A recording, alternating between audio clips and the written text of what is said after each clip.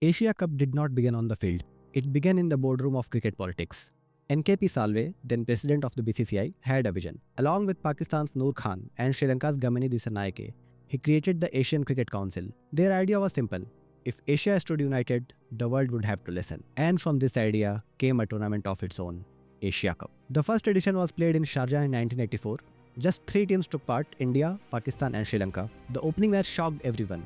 Sri Lanka, the youngest test nation at that time, defeated Pakistan by 5 wickets. Zaheer Abbas fought hard from Pakistan, but Arjuna Ranatunga and Dilip Mendis guided Sri Lanka home. India then crushed Sri Lanka by 10 wickets easily, and in the biggest clash, India defeated Pakistan by 54 runs. The hero was Surinder Khanna, a wicket-keeper opening batsman for India. Nobody expected to shine. He scored half centuries in both wins and walked away as player of the series, though he couldn't play much after this tournament. So India, unbeaten, became the very first Asia Cup champions. The second edition was set for Sri Lanka in 1986, but the country was in the grip of a brutal civil war. In 1985, the Anuradhapura massacre had shaken the nation. LTTE militants hijacked the bus, stormed the main station and entered the sacred Sri Mahabodhi shrine. They actually opened fire on civilians, monks and nuns.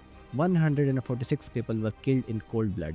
India decided it was too dangerous and the government told BCCI to withdraw.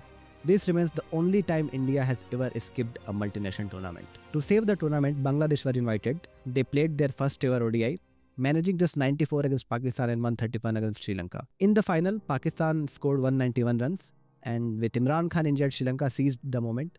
Ranatunga and Arvinda de Silva guided them to victory. It was Sri Lanka's first major trophy, and the moment was so huge that next day Sri Lankan president declared it as a national holiday. The next event happened in Bangladesh, and Bangladesh hosted this Asia Cup, and for the first time it became a 4-nation event. Sri Lanka dominated the group stage, but in the final India rose again. Chasing 176, Navjot Singh Sidhu smashed 76 with 3 sixes, while Dilip Venkatharkar anchored the chase. India lifted the trophy once more.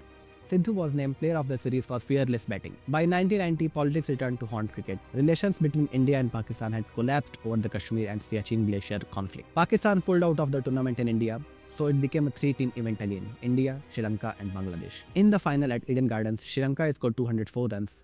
Ranatunga made 56. Asanta Gursingha held the innings together.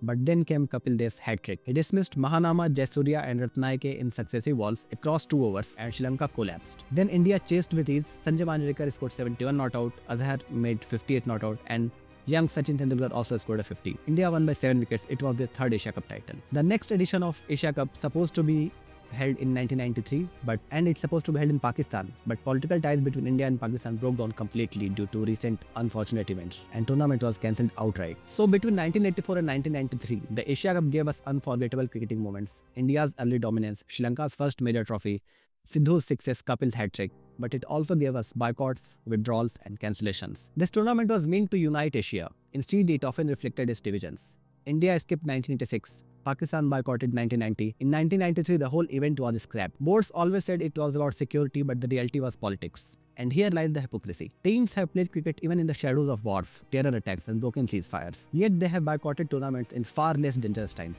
These decisions have rarely been about safety. They have always been about convenience. Audiences too forget quickly. Recency bias turns every new boycott into a matter of national pride, while the long history of compromises is quietly erased. Fake patriotism drowns out memory, making us believe that this time is different, but it never is. Call it a sport, call it diplomacy, but cricket in Asia is always played on 2 battlefields.